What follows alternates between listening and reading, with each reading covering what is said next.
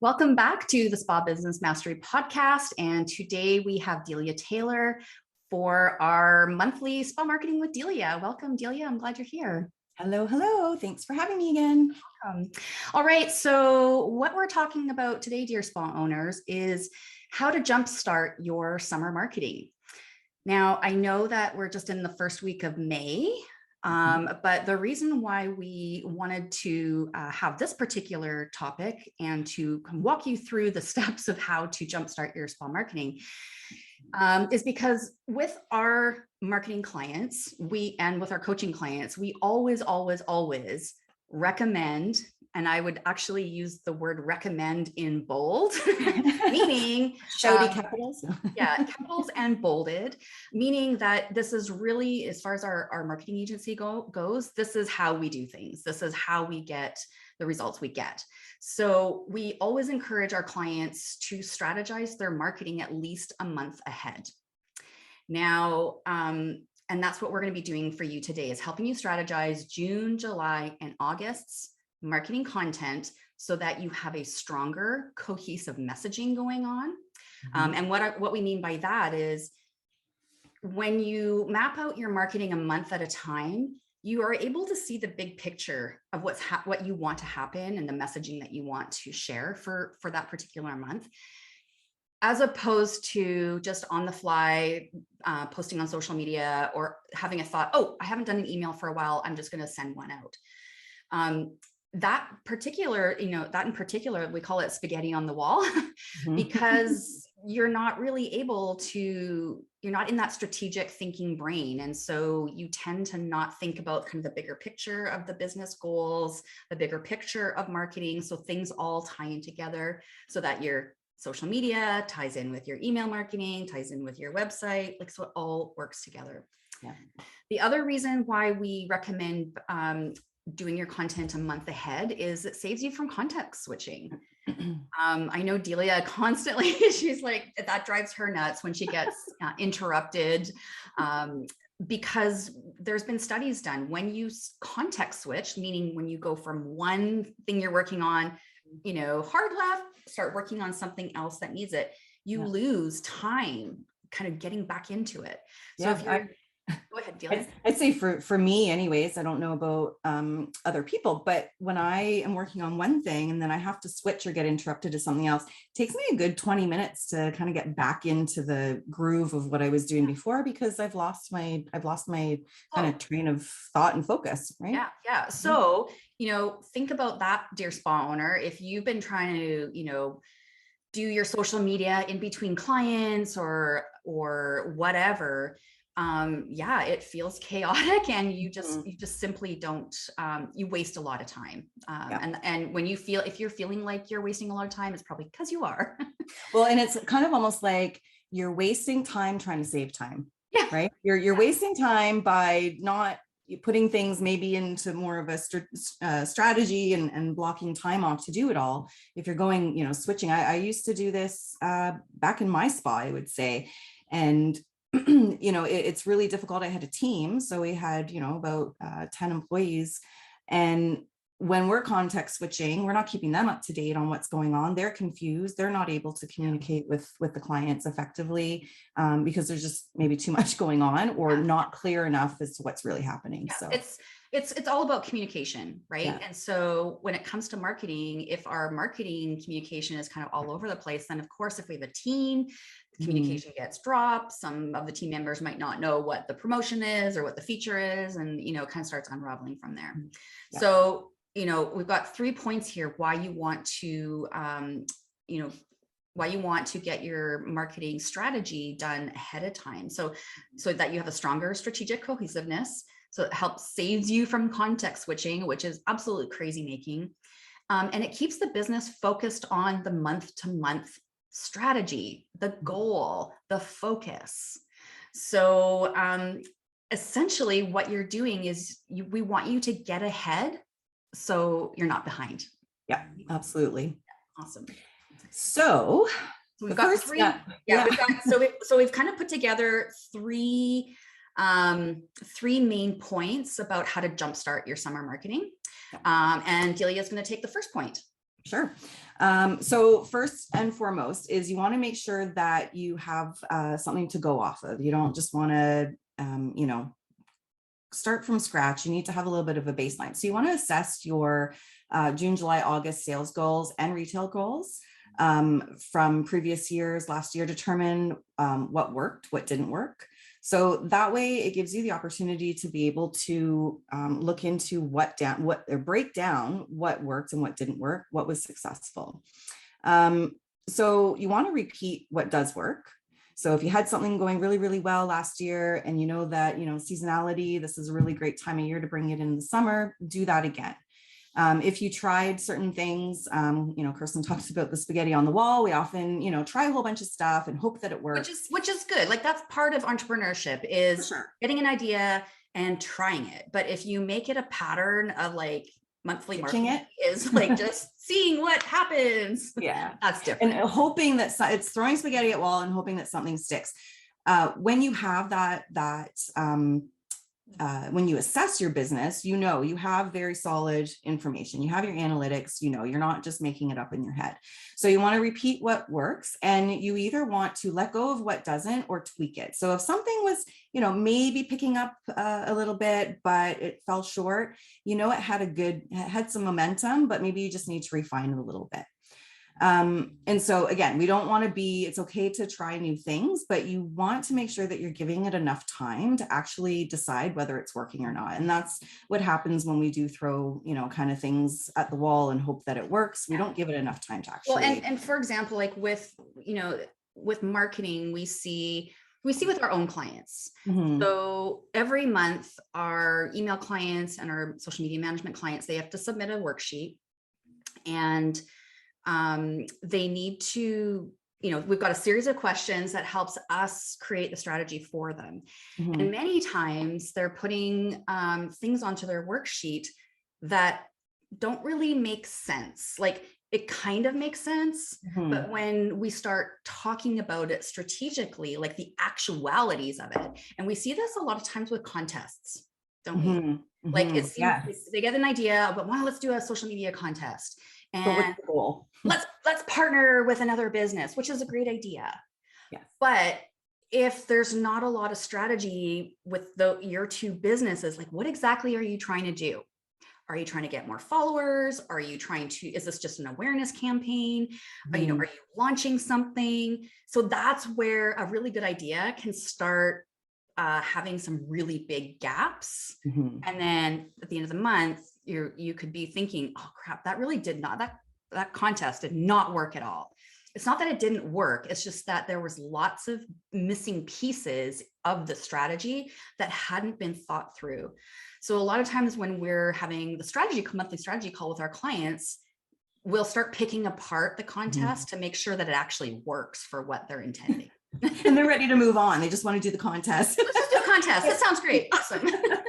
But that's okay. And that's totally fine, because that's where we come in as the strategist. We help them to kind of narrow down the very, specifics so that they can get the best result. And then actually we go through to make sure that this contest actually, like the logistics of it work. Mm-hmm. Yeah, there's that too. Like what are the logistics are like, we want both businesses, everybody has to like both businesses on Instagram and Facebook, and they have to comment, and it starts getting really complicated. People aren't going to participate. Yeah. So strategy. So we're going to assess first. As we said, we want to look back on your revenue streams from previous year and determine which ones were successful, repeat, and either let go of or tweak the ones that didn't. There a lot of times, spot owners are looking for fast cash, right? We need to make money. And so when we talk about needing to make some extra revenue, what we suggest to do is to pick the products and services that your customers wanted or want on a regular basis during the summer. And so we call that a low-hanging fruit. And so we're not, if you're in skin therapy, that facial treatments usually slow down during the summertime. That pedicures and waxing or sugaring, they ramp up. So if you need fast cash, pick those services that are low-hanging fruit that will get people in through the door. That doesn't mean that you have to discount though. We want to make sure that it's an intentional seasonal feature. And Kirsten, you were talking about in your spa, how you did a Margarita pedicure. Yeah, Right? Margarita. So it was, yeah. Yeah, So I'll explain that what that Yeah. is a little. So essentially, and this kind of basically goes to Delia's point about if you have a monthly service that you want to have awareness about, you don't have to put it on special. You don't have to discount it. And so, but it's a feature. It just means this is the spotlight for the month. That's all it means. It doesn't mean it's on sale. Now, one of the services that I did in the summer when I had my little studio was I did a Margarita pedicure. And essentially it was the same protocol as my other pedicure, except that the normal salt scrub and the moisturizer and the foot soak, I switched out to, I don't know if they still have it, but OPI had like a lime, zesty lime kind of product. And so in the summer, I just swapped that out and made my client a non-alcoholic margarita. And it was the Margarita pedicure. I actually charged more money for that pedicure. And it was a hit every single summer. I brought it back every summer as, July is Margarita pedicure month. So that's a really good example of not needing to discount anything and actually making it even more than normal. And Delia, you had a really good example too.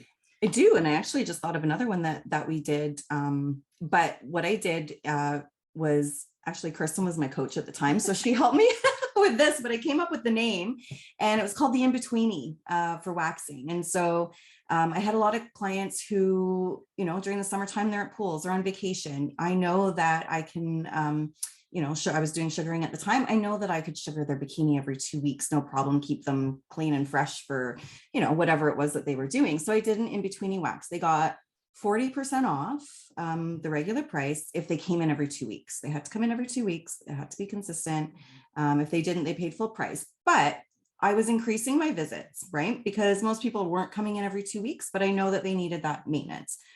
So not only did it increase my business, it increased my revenue. And also, when they're coming in every 2 weeks, it's not taking you as long to do a bikini sugars because there's not as much hair. So yes, you are discounting it, but it wasn't taking you as much time, correct? Exactly. It was more maintenance, wasn't taking as much time, discounting, but because it increased their visits, they actually, sometimes clients were, because they were coming in more regularly, it ended up working on, my behalf better. But what it also did for the client is they were seeing results too, right? So it was establishing that consistency. It was giving them the awareness that here's what, less ingrowns because we're, sugaring, exfoliates, etc. They just got better results because they were consistent with their routines as well. So it kind of worked both ways as far as for the client and for the business. Awesome. One of the other things that I did and we talked about bring back what works. We did a 3 for $99. And we picked 3 of our express treatments that we wanted, a couple of them that we knew clients, like these low hanging fruit type, but then I wanted to increase my skin therapy business. So skin treatment was part of that. So it's 3 for $99 mini treatments. People ate that up. Like they were buying gifts. Can we buy gift certificates for ourselves?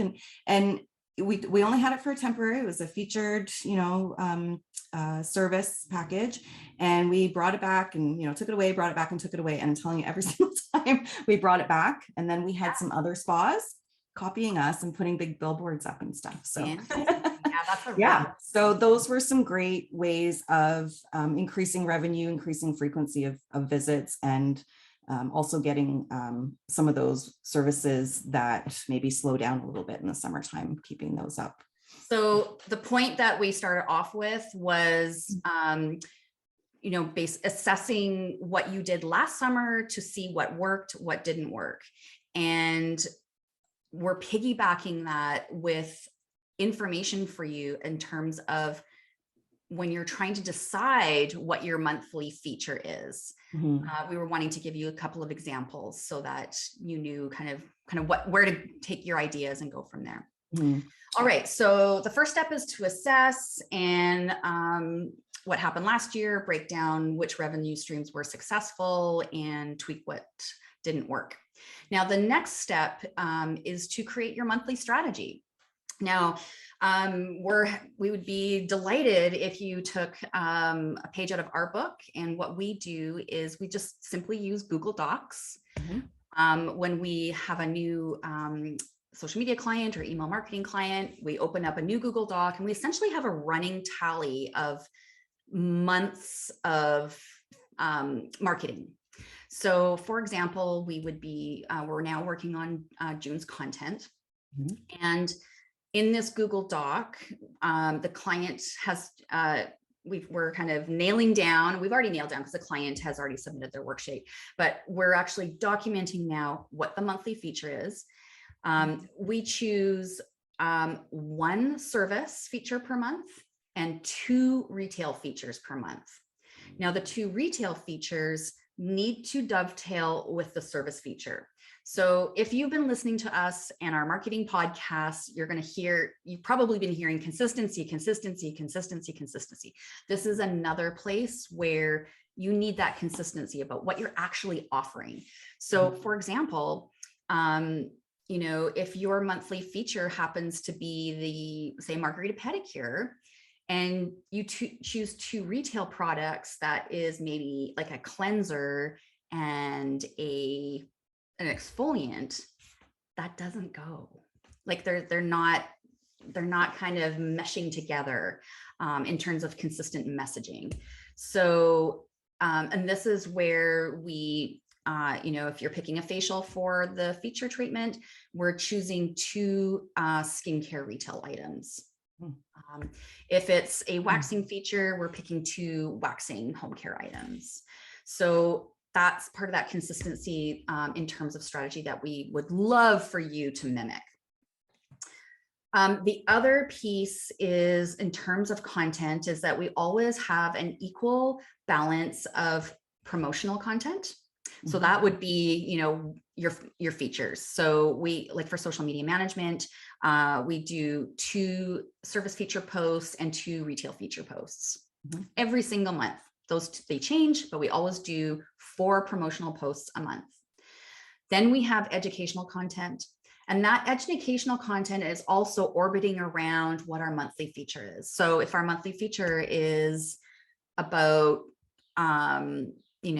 summer skincare, then, we're going to probably be featuring a facial that is good to have during the summer, kind of healing up all the sun damage. And we're also going to choose 2 retail items, probably a sunblock and maybe a hydrator to go with that, so that it's all making sense. Now, the next part about this is we would love for you to repurpose some of your content. So don't reinvent the wheel. If you've done your social media strategy, repeat it in your email marketing strategy. It's all good. Not everybody's going to see your social media posts. Not everybody who's reading your email is going to see your social media posts. Even if they do, it doesn't really matter. That's just marketing. We see the same messages over and over and over again. Don't be afraid of that. Yeah. So I think Delia, I think it would probably be easiest for them to create their social media content, say for June 1st, create their content, and then take their best pieces and use them in their email marketing. Yeah, absolutely. Yeah. So, you're going to have, if you're creating, we do 12 posts per month. So we're posting 3 times per week. So if you were to take all that information between your promotional, education, and engagement type posts and try and stuff it into an email, it's going to be too much. So you really just want to be focusing again on that, the service feature, the seasonality behind it, what that treatment is going to do to help, whatever is happening environmentally, or just summertime, people are away, they need, it just needs to be relevant. It just needs to be relevant. I want to back up the bus a bit because I said that we do a balance of content and I didn't quite finish my list. So we've got 4 promotional posts for social media, 4 educational posts, and then we do 4 engagement posts. So those are typically like a Happy Mother's Day, or we've got some testimonials, before and afters. Before and afters, we do testimonials, just funny quotes, maybe some behind the scenes stuff, Q&As, audience user generated content. That would be images that you guys take, either just candid stuff with your phone or with a professional photographer. But keep those 3 content pillars, like write that down. If you don't get anything out of this, write down these 3 content pillars: promotional, educational, engagement, and then go ahead and repurpose them to your email. But like Delia said, you want to take, you don't want to put all of it into an email. It's too long. Just take the best, most important things. Yeah, little bits and pieces as far as how your service is going to help and how your products can also support.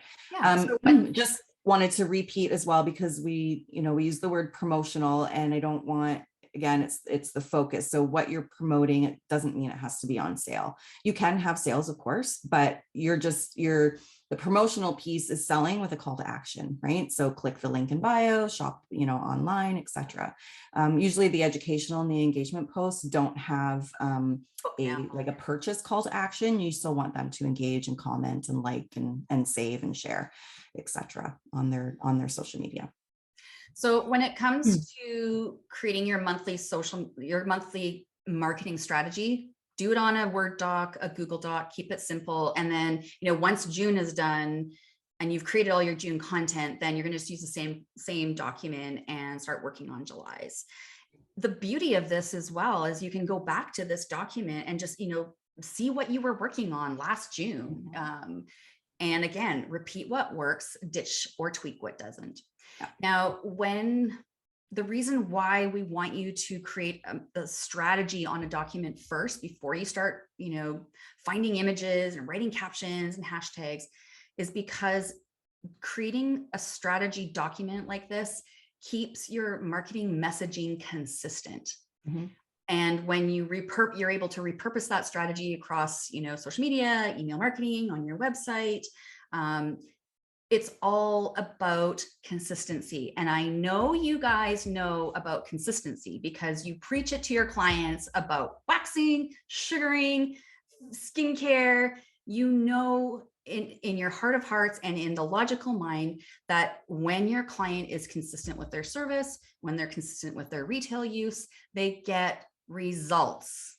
If they're not consistent, they don't get the results. It is the exact same for your marketing. So that's why we really are making a big deal about creating a content strategy on a Google Doc, assessing what happened last year, because it gives you a much stronger result in your marketing. Yeah. All right. Delia, you want to take over number 3 as far as action steps? Yeah. So, we talk about batching. We've talked about this before. It's crazy making if you just try and post on the fly and you don't have it all batched out. So we batch out all of our content, and we do this a month ahead of time. And so what we suggest is that every month, beginning of each month, so we are, I think, May 2nd now. So you really want to be starting on your June content, but you want to block out about 2 to 3 hours to focus on your content creation. So you're going to start with your social media and refer back to your monthly strategy doc. Now, on your monthly strategy doc, I just wanted to mention, we're not writing full out captions. We're writing kind of talking points that we want to communicate, so that when we do get to the actual batching, we know. And I just want to clarify, when we say batching, we mean sitting down for that 2 or 3 hours, no distractions, turn off your phone, no kids, if that's possible, no staff. It has to be quiet. So you're not getting messed up with that context switching. Yeah, exactly. Yeah. But so, the content batching is, you just need to set aside that time every single month that you can get this done. It has to be a priority. Yeah. And pre-book it out. So, book out for, now, June. So for the first week of June, block out your time for working on July's. Block out first week of July time for August content. Yeah. So we suggest that you start with social media, because we know that that's going to have the most content that you're going to be creating, and then you can take that and repurpose it into your other marketing, where we're talking about email today as well. So what you want to do is you want to create images and captions for your monthly feature. So what we like to do is we like to schedule everything ahead of time. And so we use Later, which is a scheduling app, and it is Instagram approved. It's not going to mess up any. A lot of times people don't like using apps just because they say that, you know, you get kind of penalized for it. But Later is a recognized app through Instagram, Facebook.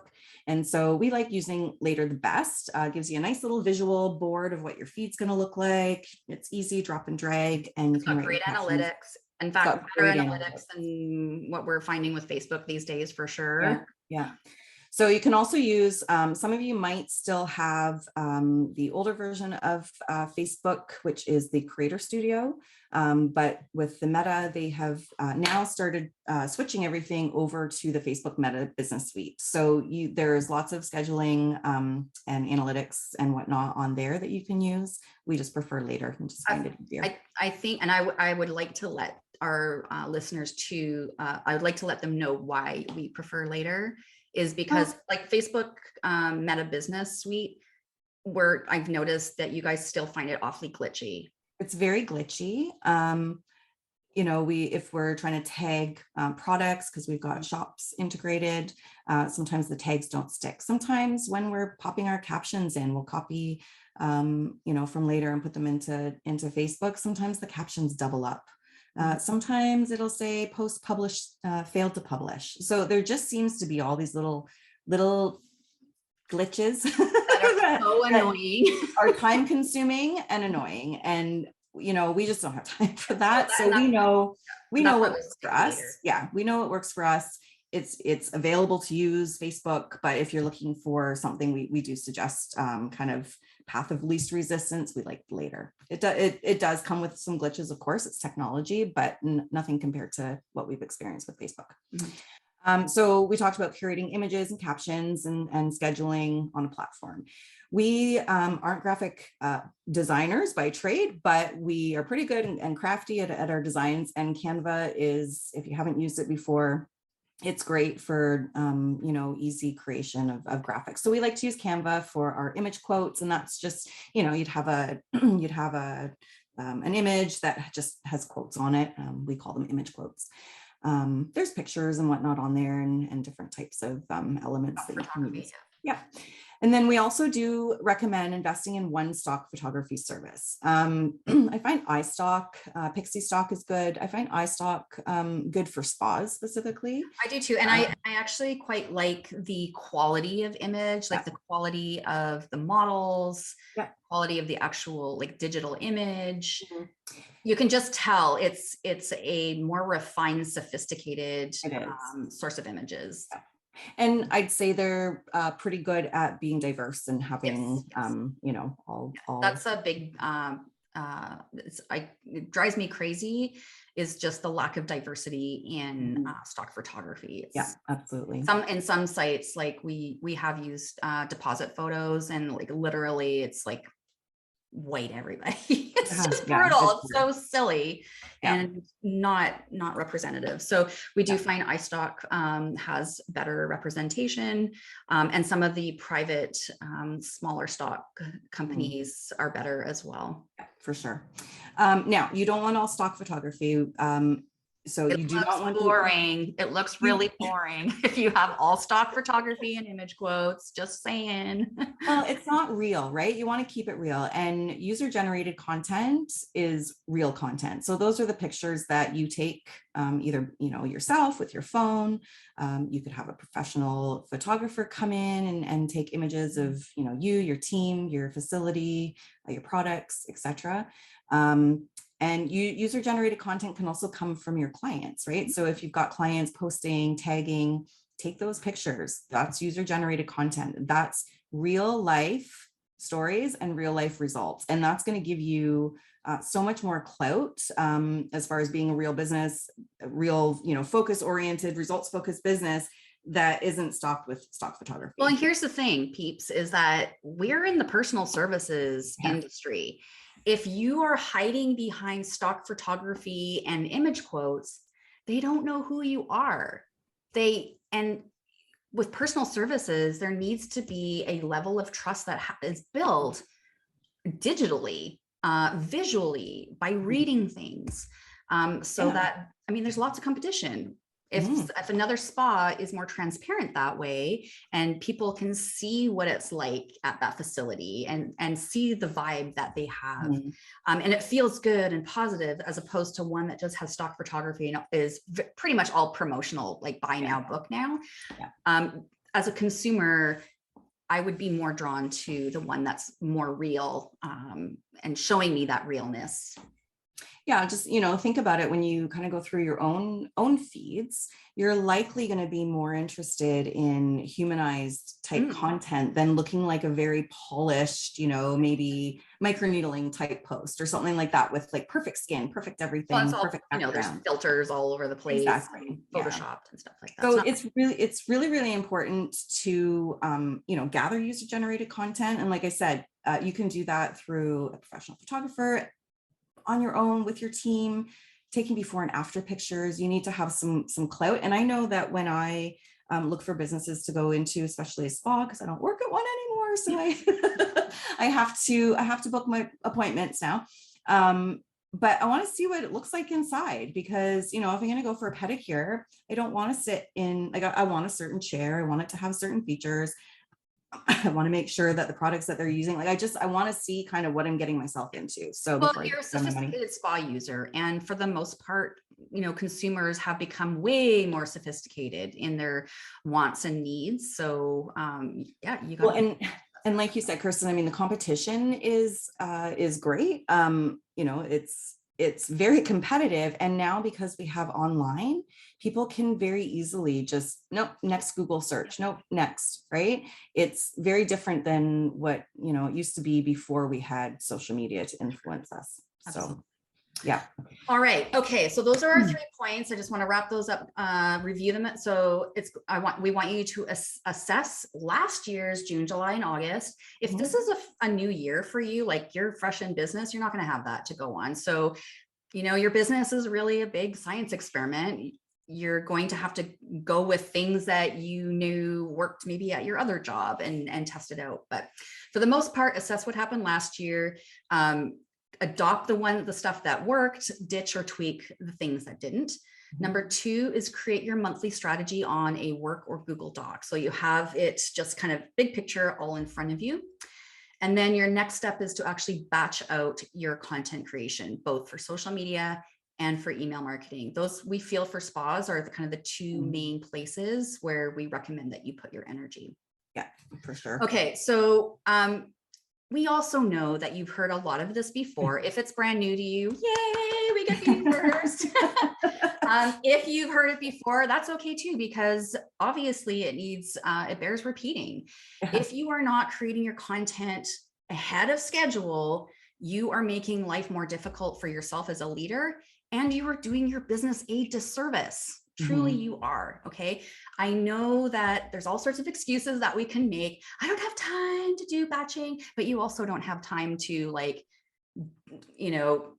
do it here and there between clients because it's not consistent.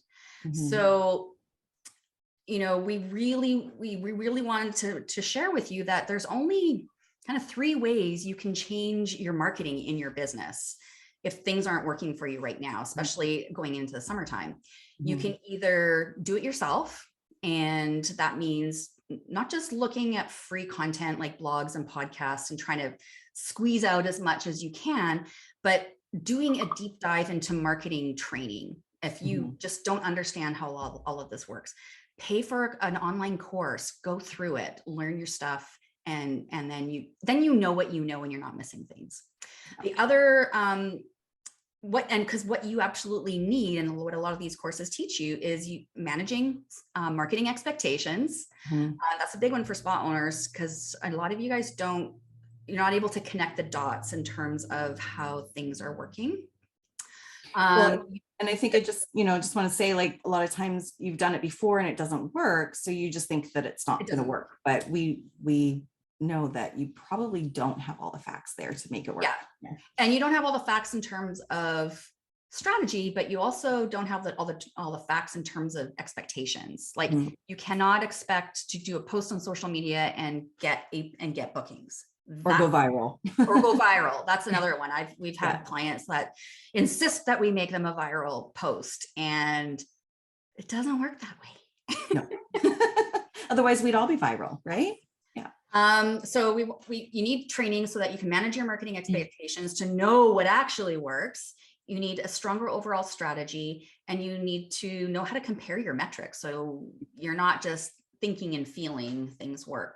So you can do a do-it-yourself course, or you can book a strategy session with a coach. We do VIP days, specifically marketing VIP days. And that is so that we can do that deep dive for spa owners and empower them about their marketing. And then we do it for you. And then the other option, so first option is do it yourself with support, whether it's a course that you take or a coach, VIP day, that kind of thing. The number two, what you can do is done for you. So that means farming out your marketing to somebody like us. We're full up for social media management, but we do have room for email marketing and a couple of other things, SEO. And then the third thing that you can do is do nothing. And we guarantee that you will be just as frustrated next year as you are this year, and still, doing that whole spaghetti on the wall thing and posting on the fly and writing emails on the fly, and then still wondering why you're just not getting the results that you're looking for. So here's the thing, you, my dear spa owner, it is you're responsible for the greatest and highest good of your business. And it really boils down to choices. You can choose to do nothing. You can choose to follow whatever excuses that you want to follow. I've done that plenty of times. Like you can go at that. That's totally fine. But if you are absolutely ready to move forward on your marketing, then you need to make a decision, whether it's do it yourself with some support or you farm it out to an agency to do it for you. But we really want to kind of hit home here is by making a decision to do nothing, that's also a decision. All right. So, and that's okay. I've made plenty of decisions where I choose to do nothing because that happens just to be the right thing for me at the right time. I also realize that I'm not going to get what I actually wanted in a faster time frame. Yeah. So our challenge to you is create your summer marketing as we've discussed up here today. Assess, strategize, and batch your June, July, and August. And we would be delighted if you shared with us your outcomes, because we know for sure how powerful this particular little system is for your marketing. Yep. And we've, and it takes a little bit of time. So that's why we want you to create your next 3 months, because we want you to kind of see, how easier it is for you to batch out your time. And when you have that consistency and when you have that focus and everybody's on the same page, I want you to kind of, observe and see what changes as far as the response that you're getting on your social media. As well as ease of you as the owner doing your social media, all of those things are important. Yeah. So, and just to clarify, we're not saying to do June, July, and August in one sitting. No. We want you to, like I mentioned before, it's the first week of May. This is the week you should be creating your content for June.